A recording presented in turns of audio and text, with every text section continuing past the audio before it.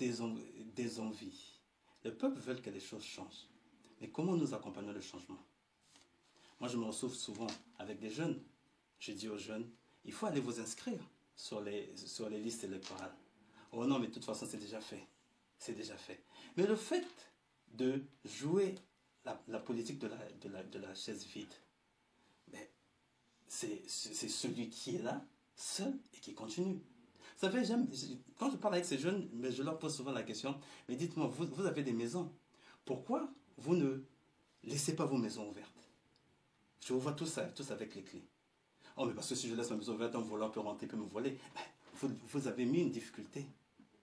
Mais la difficulté, c'est déjà aller s'inscrire sur la liste électorale. Faire son devoir citoyen.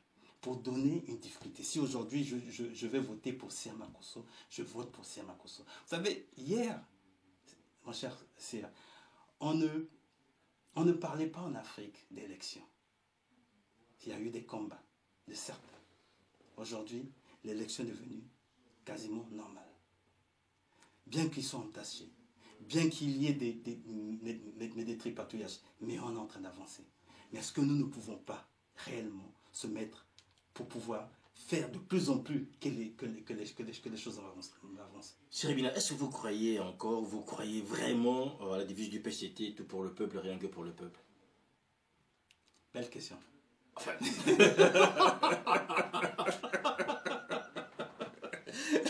je m'attendais pas à cela, je n'ai pas vu venir.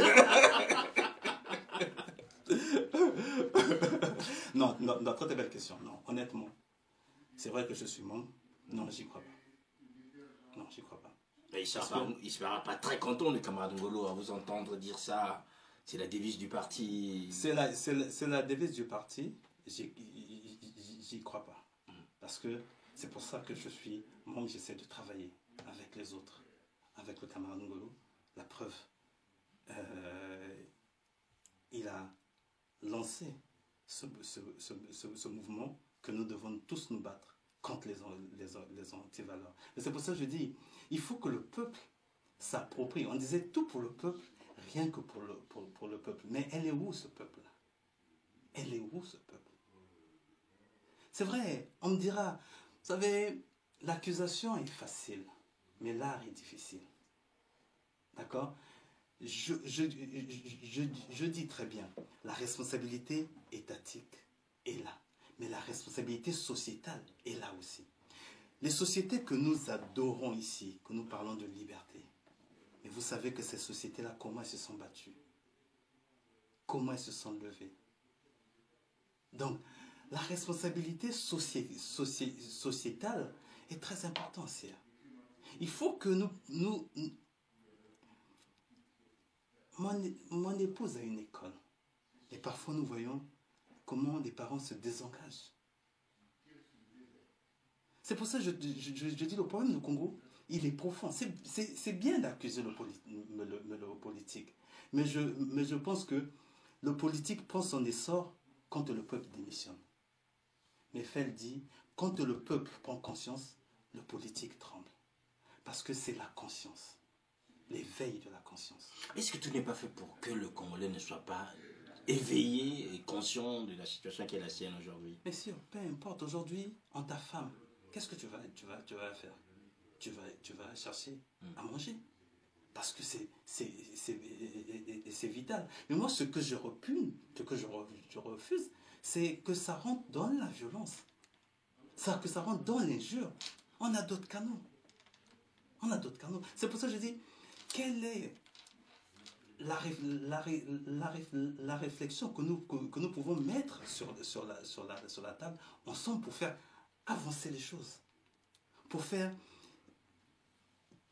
cet éveil de conscience. Sinon, le changement de mentalité. On a tous les mots, mais parfois, je suis parlementaire. Mais je vous assure, je suis avec les populations. Et je comprends leur doléance, mais je vois aussi le manque d'efforts. Regarde, je vous prends un exemple.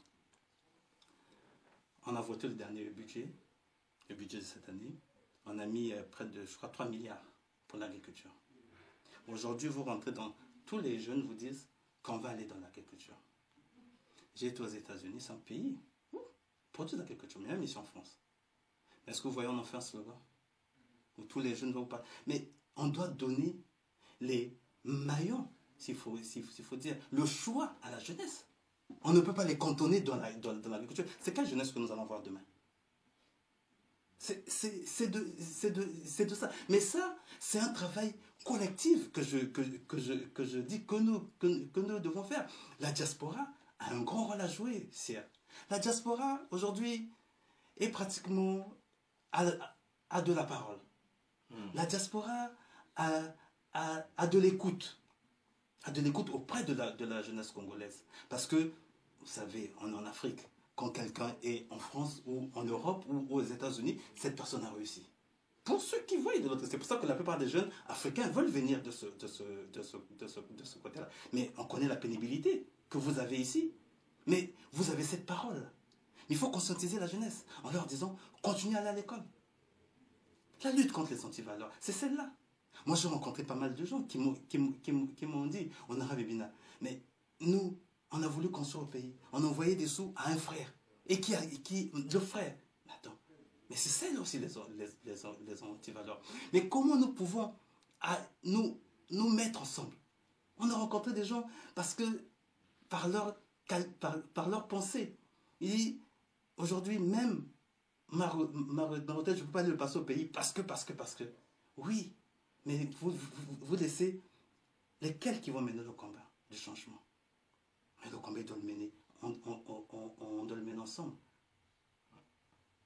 Un combat à mener ensemble, j'allais dire duo Sirébina.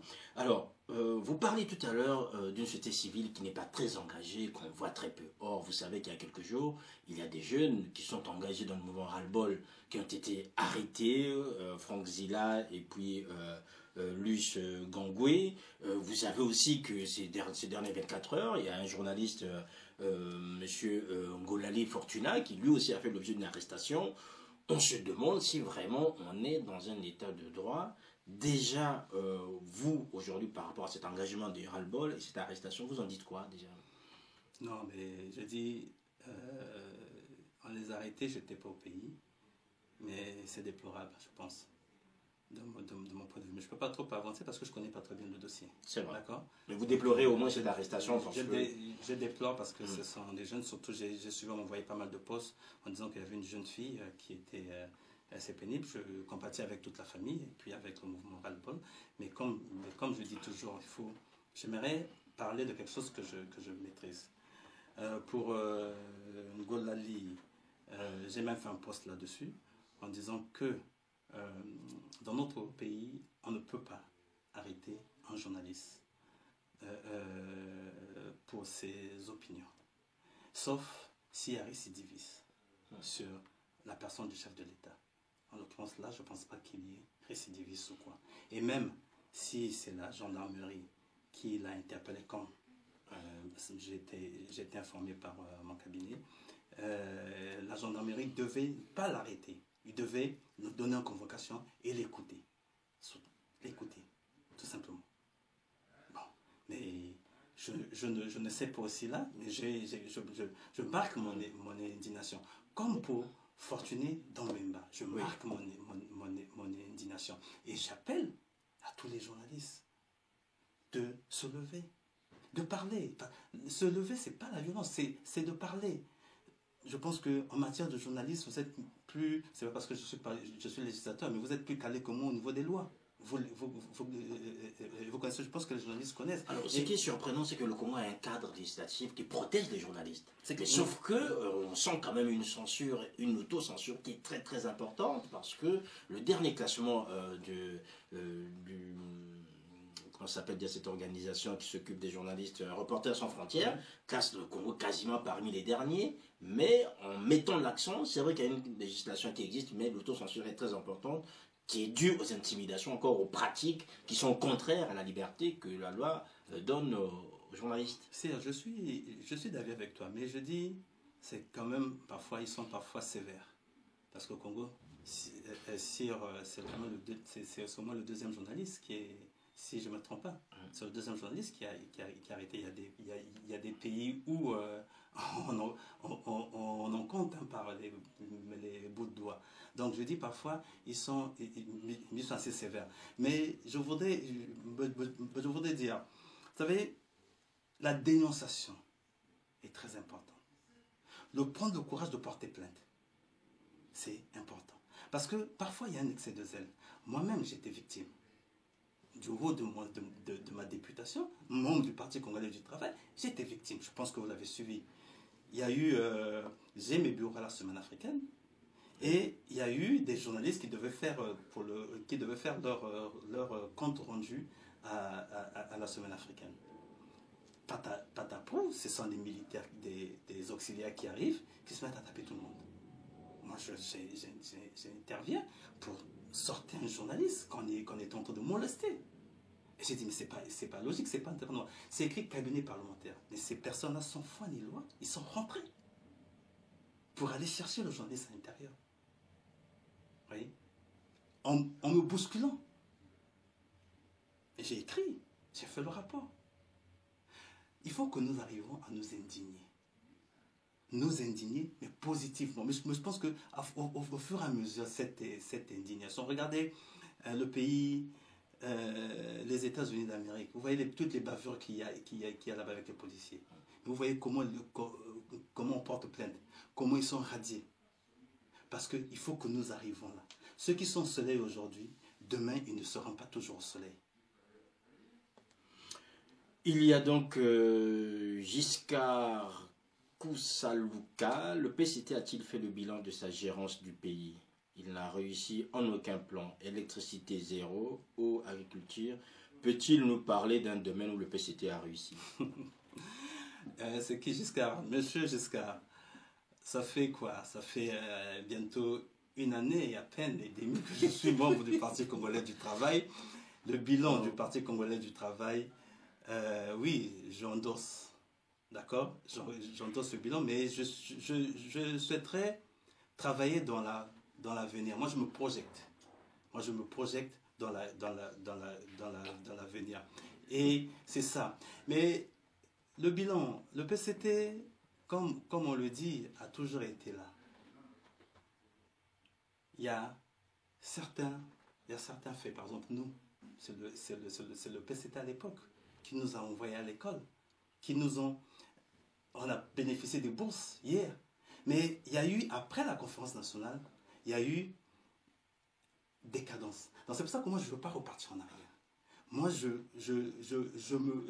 me projette. Je dis aujourd'hui, nous voulons bâtir, nous voulons construire l'avenir. C'est-à-dire, quand tu veux construire l'avenir, par exemple, je vais prendre un exemple pour caricaturer. Je vais manger une mangue, dans 5 ans. Il faut que je plante ma graine aujourd'hui. Donc c'est à ça que j'appelle le travail. C'est vrai que le PCT a ses casseroles, mais je pense aussi que le PCT a des bonnes choses. Je pense pas tout. Je vais demander quel, par exemple, on peut citer. Qu'est-ce qu'on peut citer? Mais j'ai cité mon cas. J'ai eu une bourse, c'était le PCT qui gouvernait. Oui. D'accord? Donc je suis venu. Et il y en a plusieurs comme ça. À un moment, il y a eu déclinaison, comme dans beaucoup de choses. Mais je dis, il faut qu'on se projette. Est-ce que, en termes de projection, ce serait favorable que le PCT change de nom lors du prochain congrès? Est-ce que ça fait partie des choses, qui vous permettraient de rajeunir ou de changer l'image de ce parti? Si je suis simple membre, je ne suis même pas dans le bureau politique. Il y a Ludovic Bienvenu Mwanda qui dit: les journalistes qui vont parler ne doivent pas vivre au Congo, sinon atteindre la sécurité de l'État. Donc je ne comprends pas le point de vue de votre invité. Non, mais les journalistes qui doivent parler, c'est pas parce qu'on fait de la prison. Mon frère a fait de la prison, mais il continue à parler le Congo. D'accord? Je ne veux pas parler des autres. Oui. Et je dis, même quand on parle, il y a des choses qui sont...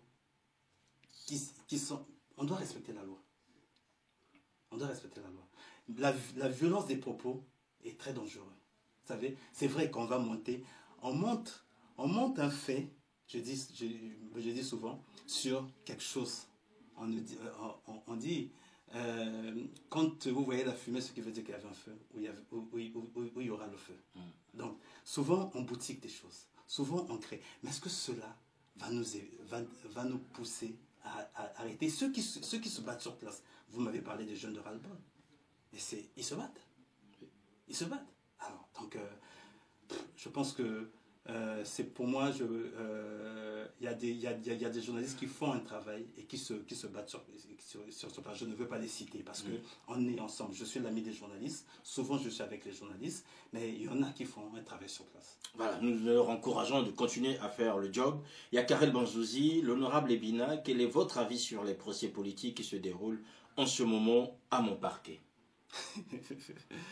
Mon avis, vous savez, je crois que sur tous les procès, à part les condamnations, il y a par exemple le procès du général Moukoko qui est encore pas pendant, et je suis législateur, il y a ces séparations de pouvoir, je vais pas donner un avis là-dessus, mais sinon, si c'est l'avis de citoyen, je suis resté plus ou moins un peu débutatif parce qu'il y a plein de choses que j'espérais être au courant. Mais malheureusement, le mot de défense de général Moukoko m'a plus ou moins laissé à ma fin. Mais non, pour le général Dabira, bon, apparemment, ça s'est passé, je n'étais pas là, mais j'ai suivi dans les réseaux sociaux. Apparemment, il a reconnu les faits et il a été coupé. Bon, les gens s'interrogent toujours 5 ans contre 20 ans pour parfois un même chef. C'est à discuter, mais ce sont les décisions de justice. C'est moi qui sommes Voilà, nous ne discuterons pas. Il y a David Désir Mav. Qu'est-ce que ça vous fait de voir dans les pays que vous visitez qu'il y a des choses qui sont faites, mais pas chez nous? Exemple, ailleurs, plusieurs universités existent, des logements véritablement sociaux et accessibles aux plus démunis, des hôpitaux, etc., mais pas chez nous, au Congo, honorable Ebina. Ça me fait mal. Parce que comme je l'ai dit au tout début, je suis allé dans le cadre d'une invitation. On était avec d'autres populations d'Afrique, en l'occurrence ceux de l'Afrique de l'Ouest. Mais j'ai vu ce qui se fait en Afrique de l'Ouest, en prenant le Ghana. Comment la diaspora ghanéenne travaille et infiltrée. Et c'est ça qui pousse parfois les politiques à poser des vrais jalons. Parce qu'ils sont autour des sages. Je dis, on a de la graine. La diaspora, je l'ai dit, c'est une pépinière parce qu'il y a le génie congolais. Il faut qu'ensemble, que nous puissions regarder. Ça fait mal quand on est un CHU fermé au Congo. Ça fait mal. Oui, l'État a sa responsabilité. Oui, je dis bien. Mais je dis, mais la nôtre, comment nous pouvons nous organiser pour essayer d'apporter tant soit peu pour que ceux qui sont aux affaires se gênent. Pour que demain, que nous puissions réellement changer les choses dans l'harmonie. Comment nous pouvons faire? Et c'est cette réflexion-là, l'expérience que je suis allé acquérir des autres, et c'est ce que je souhaite partager avec le maximum des Congolais. Je suis un non-violent, je suis un chrétien. Je pense que ce n'est pas dans la haine, mais c'est dans l'amour qu'on peut bâtir. Et moi, je pense que le Congo, le Congolais est prêt pour essayer de bâtir et pour bâtir.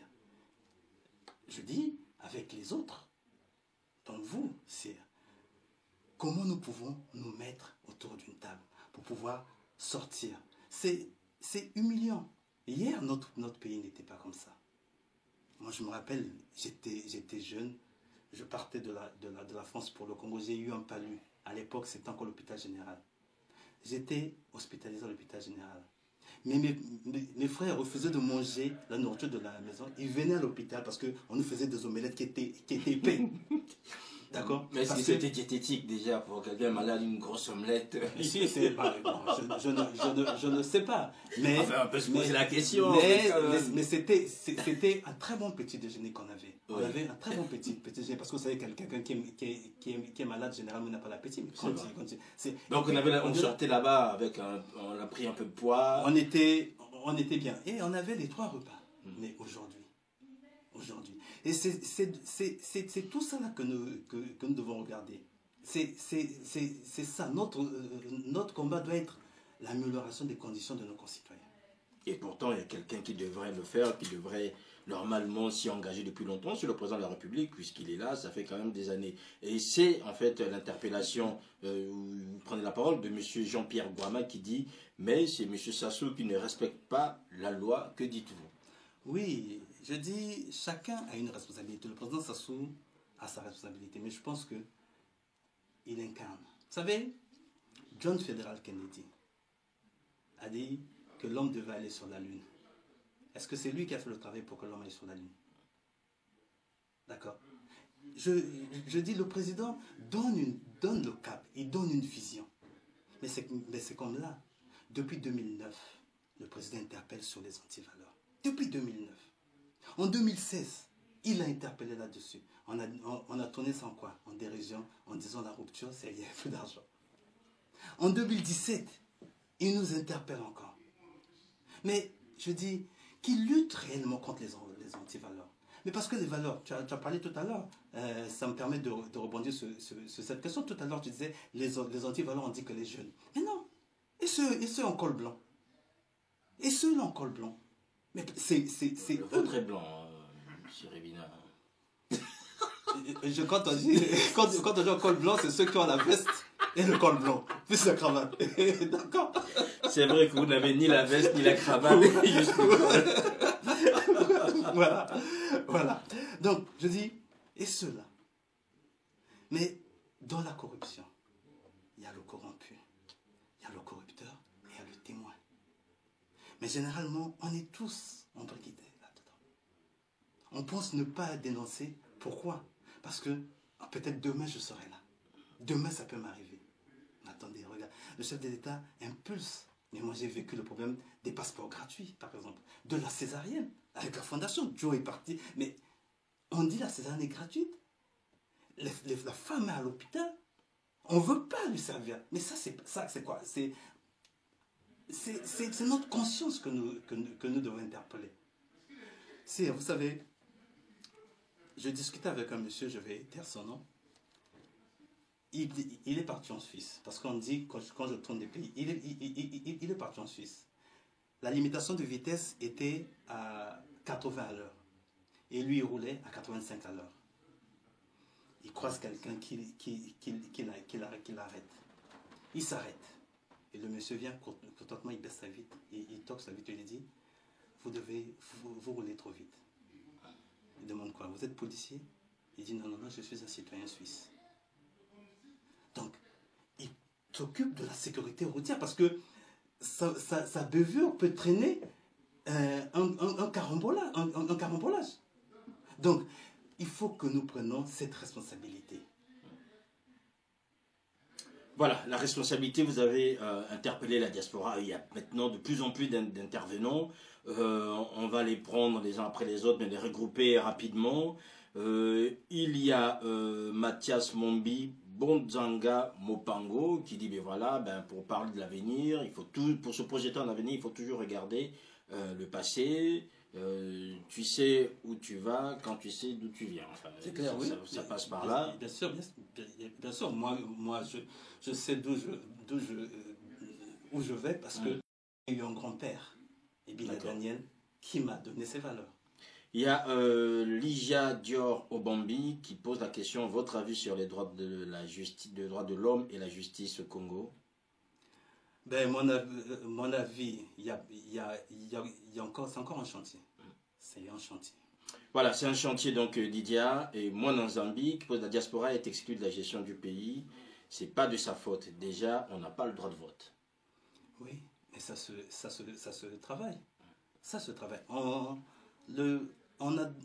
À l'époque, je me rappelle, il y avait une conseillère aux questions de la diaspora. Oui, aujourd'hui, il y a un ministère dédié à ça. Quels sont vos rapports déjà? Parce que les Noirs américains n'avaient pas le droit de vote. Vous avez vu le combat qu'ils ont mené pour avoir le droit de vote. Et c'est tout ça que je dis. Mettons autour d'une table pour pouvoir discuter. Parce que, comme je l'ai dit, il y a une diaspora qui est dynamique, travailleuse, mais silencieuse, qui souffre en silence. Parce que j'en ai vu beaucoup qui sont venus au pays, mais ils ont trouvé porte close. Ils sont résignés, ils sont revenus, ils ont croisé les bras, mais avec le cœur blessé. Mais je dis non. Ne nous recroquevillons pas sur nous-mêmes. Nous avons qu'un seul pays. Et c'est à nous de pouvoir construire ce pays-là. Et c'est à nous de pouvoir nous mettre ensemble. Peu importe que nous soyons du nord, du sud, de l'est ou de l'ouest, mais mettons-nous ensemble autour d'un réel projet. Le premier projet d'abord, c'est l'unité nationale. Le second projet, c'est se battre pour un véritable état de droit. Et c'est de là qu'est naîtra les véritables libertés. Mais vous savez que nous, les Congolais, on est les champions de la diffamation. On est les champions du mensonge. Sire, pose quelque chose de positif. Tu verras, elle ne va pas circuler comme si tu posais quelque chose de négatif. Attends, je vais te faire rire. Mets-toi nu et poste. Tu verras comment ça va tourner.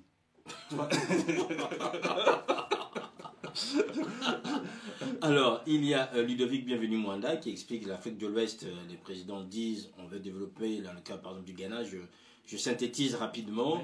Le président a parlé de l'émergence et pourtant le Ghana se développe. Alors, il faut moins parler, mais beaucoup travailler et laisser les œuvres parler à votre place. C'est clair, je suis d'avis avec lui. Voilà. Il y a Mathias Mombi Bonzanga Mopango, lui qui a bénéficié de la bourse octroyée par le PCT. Qu'en est-il aujourd'hui? Qu'en pense-t-il? On a déjà évoqué. Si c'était le cas, j'aurais pas interpellé le ministre. Voilà, on l'a déjà évoqué. Alors, il y a Gracias Dune. Lors des questions au gouvernement, vous avez plaidé pour le rapatriement des fonds détournés au pays afin qu'ils participent à la jugulation de la crise financière. Quelle est selon vous la marge de manœuvre pour qu'une telle plaidoirie dans un pays où le détournement des fonds est érigé en mode de gouvernement puisse aboutir?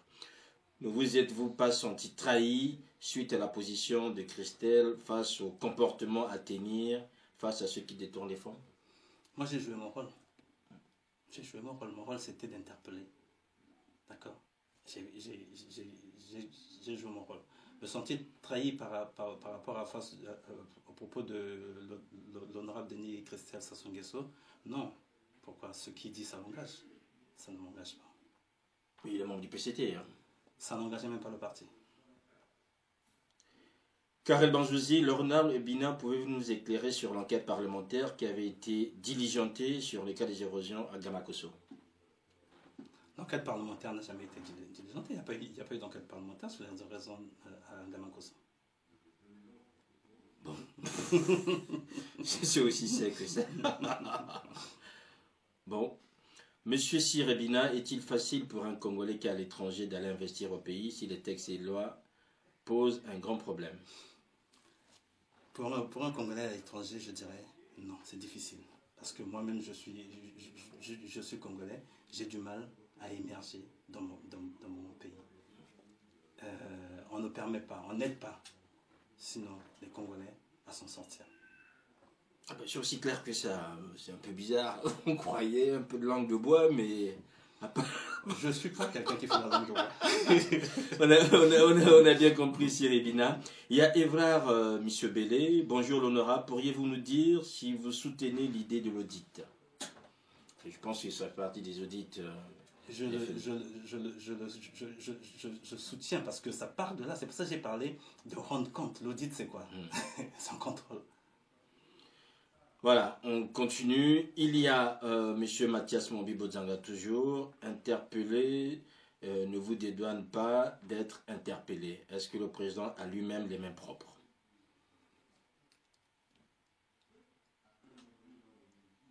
Joker. Je ne suis pas là pour parler du chef de l'État. Oui. Moi, j'ai un rôle, je ne contrôle pas la présidence, je contrôle le gouvernement.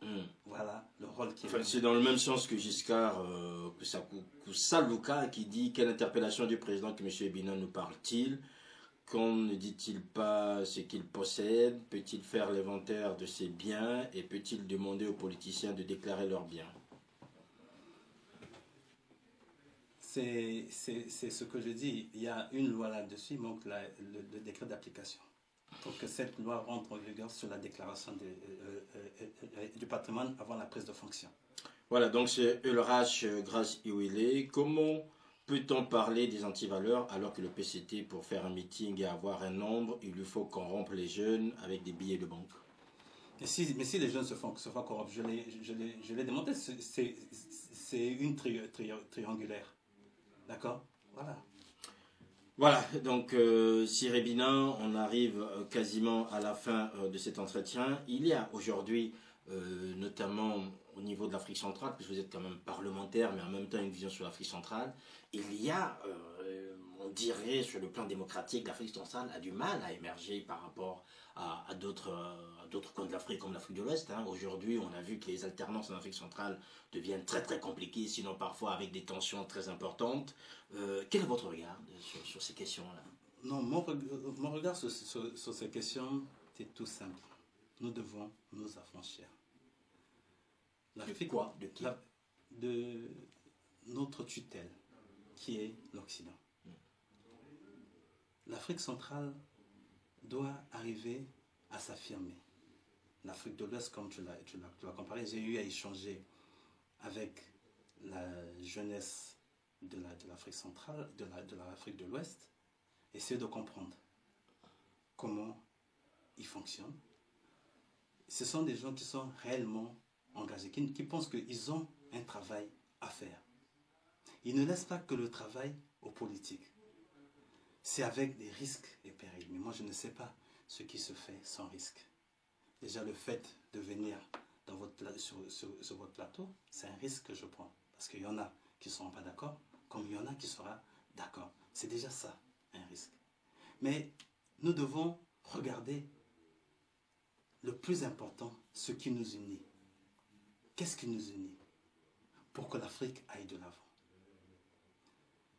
Nos pères qui ont voulu faire du panafricanisme, pourquoi n'ont-ils pas réussi ce chantier? Mais on nous l'a expliqué, on nous a dit, vous savez, c'est parce que vos pères n'avaient pas d'abord pensé à balayer chez eux, sinon à d'abord avoir leur indépendance. L'Afrique de l'Ouest est en train de partir, mais parce que chacun est à cette indépendance. Et chacun, sur le plan démocratique, est en train de réellement installer les choses. Mais chez nous, en Afrique centrale, mais déjà, nous, les peuples, c'est-à-dire comment nous raisonnons? Comment nous raisonnons? Nous raisonnons par envie. Nous raisonnons par convoitise. Mais ça ne doit pas nous animer. Moi, je ne peux pas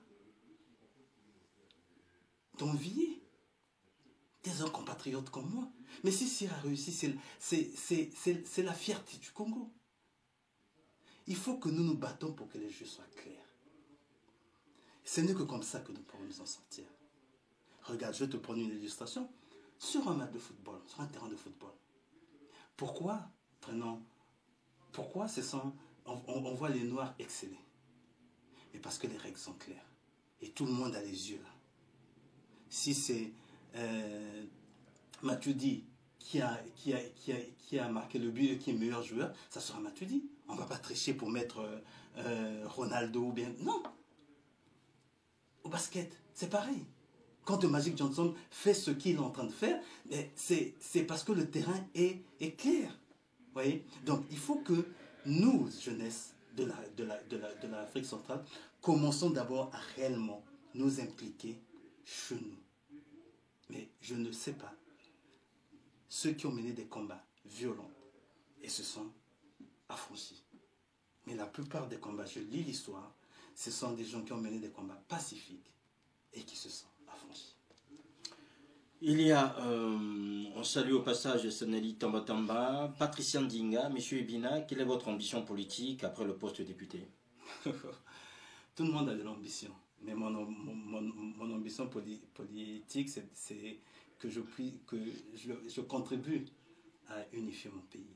Parce que le Congo a une fracture sociale très très importante. C'est d'abord ça. C'est me battre pour que nous nous retrouvons. Comme hier, j'ai grandi au Congo, j'étais au lycée technique, mais on ne savait pas qui était Sundi, Dondo, Kamba, Bembe, Mboshi, Teke, Makwai. On ne savait pas ça. Et c'est parmi mes combats. Gracias Dune, puisque l'un des rôles de l'Assemblée nationale est celle de contrôler l'action du gouvernement. Dans ce rôle, où situe-t-il l'efficacité du gouvernement congolais dans son action après un an de législature pour lui? En ce moment, nous traversons une période de crise. Il y a beaucoup de chantiers. Quand je dis chantiers, je ne vois pas des chantiers bâtiments, mais beaucoup de chantiers qui sont arrêtés. S'il faut parler clairement, la situation du CHU nous édifie. C'est assez clair. Mais non, c'est la responsabilité de l'exécutif. Nous, je pense que sur la question du CHU, il y a eu des interpellations. Sur la question des routes de Gamakoso, il y a eu des interpellations. Sur la question des étudiants, il y a eu des interpellations. Sur la question des forêts, il y a eu des interpellations. Mais non, ce sont les choix de l'exécutif. Alors, il y a quand même une responsabilité à la vôtre, c'est en tant que député du pool. On dit souvent gratuit le meilleur pour la fin. On va parler du pool, pas rapidement, mais avec des éléments. Depuis le mois de décembre dernier, il y a eu l'accord de paix qui avait été signé. Aujourd'hui, nous voyons, je dirais, les membres de la commission paritaire parcourir le département du Poul jusqu'à dans la Bouenza pour rassurer les populations. On sent timidement que les choses reviennent à la normale, mais il y a toujours des mouvements d'hommes en armes, ici et là. Le patient Toumi est toujours ici invisible. Il attend sans doute son immunité qui arrive pas maintenant. Il y a de ces hommes qui vont être jugés d'ici là. Quelle est votre lecture, Sir Ebina, aujourd'hui, en tant qu'élu de ce département, sur la situation du Poul d'une manière concrète? D'une manière concrète, quelle est ma lecture? J'ai été impliqué, parce que je continue, mais dans ce dossier du Poul, j'ai reçu, parce que vous savez, ma circonscription est frontalière à Mayama. C'est un théâtre. Et aujourd'hui, grâce à la volonté de tous les acteurs, nous avons eu cet accord qui a été signé. Pareil, je m'impatiente, comme toutes les populations. Avant que je parte, j'ai encore fait une descente au Poul. Nous avons accompagné la première dame qui allait assister ces populations parce que ça faisait un moment. Et elle a passé nuit dans le Poul. Je tiens à signaler ça parce que je dis, c'est l'effort de tout un chacun qui fera que les choses avancent. Aujourd'hui, cet accord a donné des pistes de solutions. Parce que c'est le peuple qui souffre derrière. Et le peuple est en train de continuer à souffrir tant qu'on ne va pas ramasser les armes. C'est ce point, moi, qui me fait mal, le ramassage des armes. Il faut que le comité ad hoc qui a été mis en place, ils sont en train de sensibiliser, il faut passer à la seconde phase. Si nous ne ramassons pas les armes, et si nous ne commençons pas l'insertion de ces jeunes, ben on n'aurait rien fait. Mais vous semblez dubitatif, Sir Ebina. C'est-à-dire? Enfin, je vous sens un peu... Mais parce que on est impatient. On est impatient. Il y a les populations qui veulent repartir.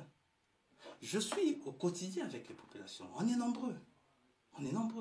Mais on demande. Et c'est le travail au quotidien. Vous m'avez demandé d'être clair. Je vous donne mon assentiment. Et c'est ça. Nous demandons. Nous travaillons. Vous savez, ce sont des décisions politiques. Je suis législateur.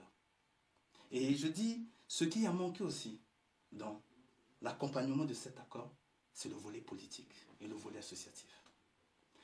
On n'a pris que des techniciens qu'on a mis. Il fallait qu'on associe aussi le volet politique et le volet associatif. Parce qu'il faut qu'on rassure nos populations derrière. Il faut que nous ramenons cette unité-là pour que ça ne revienne plus jamais. Comment nous devons faire aussi pour que ça ne revienne plus jamais? C'est pour ça que je dis, la diaspora a de l'intelligence. comment nous pouvons travailler. Nous, souvent, là-bas, on a des coupures d'Internet. Vous, ici, vous avez l'Internet à foison. Regardez comment les autres conflits ont été réglés et comment nous pouvons faire. Et c'est ça mon appel. Et je continue à travailler avec d'autres, Joachim Banza, il y a d'autres. On continue à travailler là-dessus parce que c'est une question qui nous préoccupe, les Chris Walembo. Mais on ne se connaissait pas. Aujourd'hui, on se met ensemble parce que c'est une question qui nous préoccupe au plus haut chef. Vous vous préoccupez pour les populations. Est-ce que vous vous préoccupez aussi du sort du pasteur Antomi? Le sort du pasteur Antomi est politique. Moi, je me préoccupe de population. Il est population de Poule. Pourquoi dissocier son sort? Mais je dis, il est politique. Il est politique. Donc, vous savez, nous, on a fait un travail au début. Ce travail a été fait avec des brillantes personnes dans le ministre Fila. Parce qu'il y a eu une initiative des sages du pôle qui sont venus voir leur député, qui est le député de Kinkala, le ministre Fila. Que les jeunes, les enfants, avaient la volonté de sortir. Mais vous ne pouvez pas savoir comment on a eu des crocs en jambes. Un des sages que le président avait reçu, on a dit que c'était des faux sages. La polémique est passée. Mais deux, même les ninjas, c'était des faux ninjas. La polémique est passée. Mais nous avons fait ça avec l'amour, avec les tripes, avec le cœur. Parce que c'est nous qui rentrons dans le pool, ça fait mal. Parce qu'aujourd'hui, regardez, nous sommes en train de perdre. Il y a la cimenterie de Mindouli que nous sommes en train de perdre. La route, Kinkala Mindouli. Donc, il y a des problèmes politiques, certes. Mais vous savez, je sais que les peuples, quand ils disent non à quelque chose, la chose s'arrête. Quand les peuples disent non à quelque chose. À Bogota, ce sont les peuples qui ont commencé à dire, pourtant ça a duré des années. Ce sont les peuples qui ont commencé à dire, bon, on est fatigué. Aujourd'hui, ça s'est arrêté. Je ne comprends pas pourquoi le peuple du pôle doit continuer à souffrir. Je suis meurtri. Pour vous dire, pour vous faire une illustration, je suis enfant du pôle de cœur, parce que je suis congolais. Mais vous savez, mon père, il est des plateaux, de Djambala plus précisément. Ma mère, elle est de la Bouenza, plus précisément. Mais je suis député du pôle, à Igné. Mais vous savez comment on devient député chez nous? Il faut avoir des attaches. Ou tu es né à Brazzaville, tu as des attaches à Brazzaville, ou tu es né dans le coin où tu es... C'est pour vous dire, le peuple n'a pas ces animosités-là. Alors c'est pour ça que j'interpelle plus ou moins, humblement. Je pense qu'avec la diaspora, ce sont des leaders. On peut bâtir quelque chose, mais de positif. Mais cette diaspora qui n'est pas violente, mais cette diaspora qui pense et qui réfléchit. Cette diaspora intelligente. Cette diaspora qui a de la valeur en passant. Mais on a vu des gens qui sont venus dans notre pays avec des velléités ethniques, ethnocentriques, mais qui avaient un grand moi que je salue, Marc Mapingu, qui était avec eux. Mais quand il a vu les velléités n'étaient pas ça, il s'est retiré. Donc, il y a des hommes de valeur. Mais asseyons-nous. Je comprends la colère, je ne vais pas dire la haine, la colère qu'on peut avoir. Mais c'est une colère qui est saine. C'est une colère qui est saine. Mais non, parlons. Parce que l'avenir se construit maintenant. Voilà, l'avenir se construit maintenant. Je vais vous peut-être demander votre avenir à l'horizon 2021. Jusqu'à présent, je suis député.